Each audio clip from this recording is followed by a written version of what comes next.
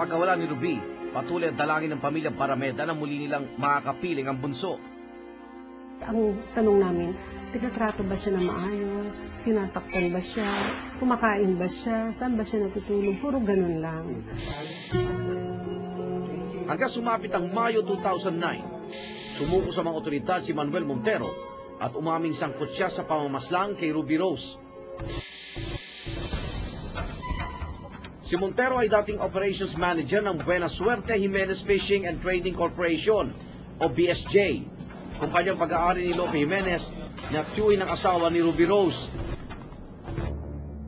Batay sa sinumpang salaysay ni Manuel Montero, 2 araw bago ang sinasabing pagdukot kay Ruby Rose, nabuo na umano ang planong pagpatay sa kanya. Ang itinuro niyang utak ng krimen, ang biyanan ni Ruby Rose si Attorney Manuel Jimenez Jr. at kapatid niyang si Lope. Kung ang puntos at sinasabi, kami ang may kagagawan, ako daw ay mastermind, parang may nagsabi ng gano'n, hindi ko naman narinig. Aba, hindi totoo yan. Pero hindi totoo yan eh.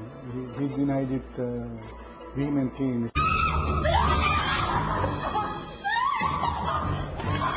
Counter affidavit.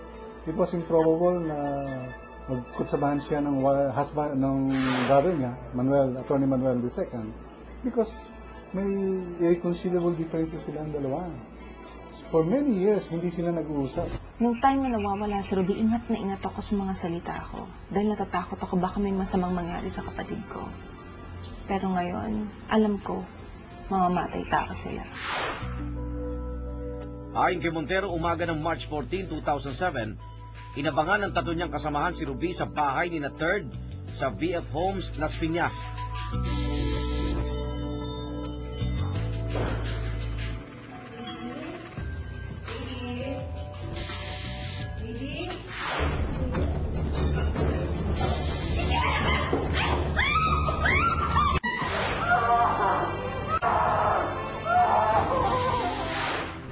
Dinukot umano si Ruby at isinakay sa sasakyan ng mga Jimenez.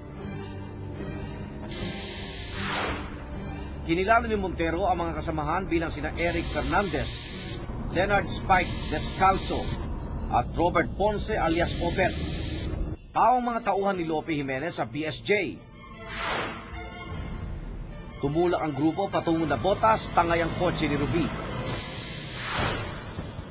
Sa warehouse na nag-abang si Montero sa mga kasamahan.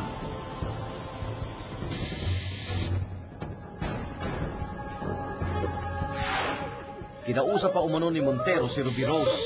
Ano kasalanan mo? Hindi ko po alam. Alam mo ako kasalanan. Alam mo kasalanan.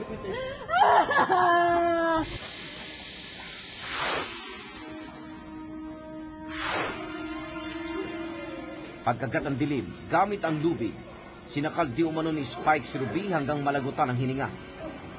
Si Spike ang bodyguard ni Third. Si Spike ay hindi naging bodyguard man o driver ni Manuel III. Ang sinasabi naman nila sa kontrasalaysay nila na wala silang kinalaman talaga dito. Hindi sila inautusan na patayin, wala naman silang intensyong patayin, wala din silang motibong patayin si Ruby Rose. Matapos ang pagpatay, isinilid daw si Ruby sa drum at nilagyan ng semento.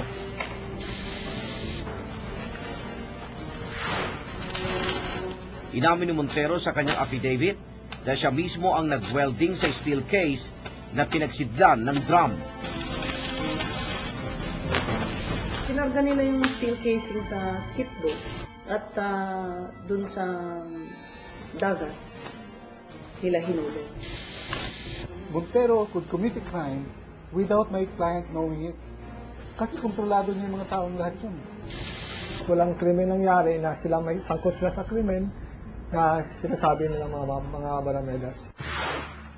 Batay pa sa salaysay ni Manuel Montero, sinabi raw sa kanya ni Lope na kaiyan sa pamilya ang motibo ni Atty. Manuel Jimenez sa pagpapatay kay Ruby. Idinawit rin ni Montero ang asawa ni Ruby sa kanyang supplemental affidavit. Habang nasa conference room ng PSJ ng sumunod na araw, matapos ang pagpatay kay Ruby, narinig daw ni Montero si Spike na may kausap sa telepono. Nang tanungin, kinuwento ni Spike na kausap daw niya si Third. Bibigyan daw ng bonus ni Third si Spike dahil tapos na ang problema nito. Dahil nga gusto ng mga baromedang mailing si Third sa pagkamatay, kung totoong patay. Kaya sa second affidavit ng Montero, tinanong siya para mailing na kausap daw ni Spike sa telepono si Third. At sinabi ni Spike daw sa kanya, kay Montero, na ang kausap niya si Spike. Hearsay yun. Kinwestiyon ng kampo ng mga Jimenez ang kredibilidad ni Montero. Ay kay Montero, lumutang siya dahil sa mga banta sa kanyang buhay at dala na rin ang konsensya. Ngunit para sa kampo ng mga Jimenez, Hindi pwede na magkutsabahan. hindi rin kasosyo ni Atty. Jimenez si Lopez sa PSJ kaya kay imposible Montero umanong in March uutusan niya 12, 2007. Dahil in December 10, 2007, tinanggal niya sa trabaho si Montero. Kung totoong may kutsabahan sila, it's a criminal conspiracy. Habang buhay, poprotektahan ni Lopez si Montero. Montero para sa anupaman. Kaya wala akong natatanda ang pagkakataon na nakilala ko ang taong iyan. Dilinaw naman ng abogado ni Spike at Eric ang koneksyon ng kanyang mga kliyente sa mga Jimenez.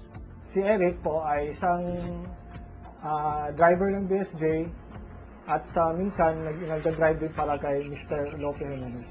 Itong si Spike Fernandez, he was no longer an employee of BSJ at the time of the alleged killing.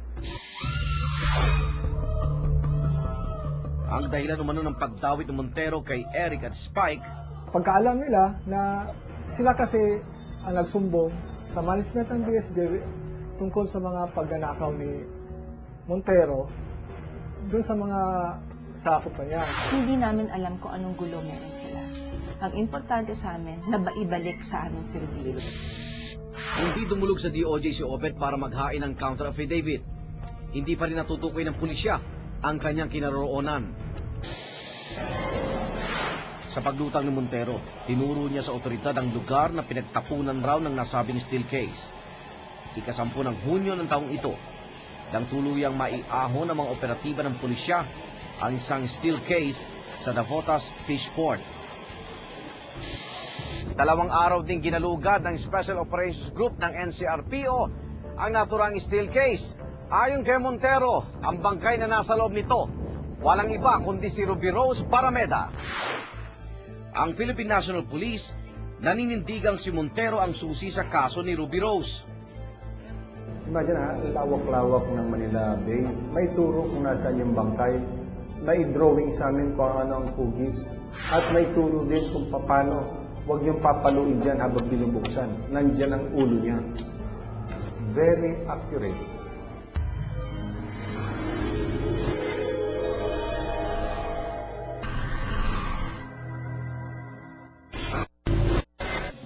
Susunod sa case unclosed. So yung kaisa-isang hikaw niya, nasuot pa niya nung nakunan ko siya ng video. Nakunan ko siya ng video ng March 14 ng madaling araw. Yun pa rin yung gamit niya.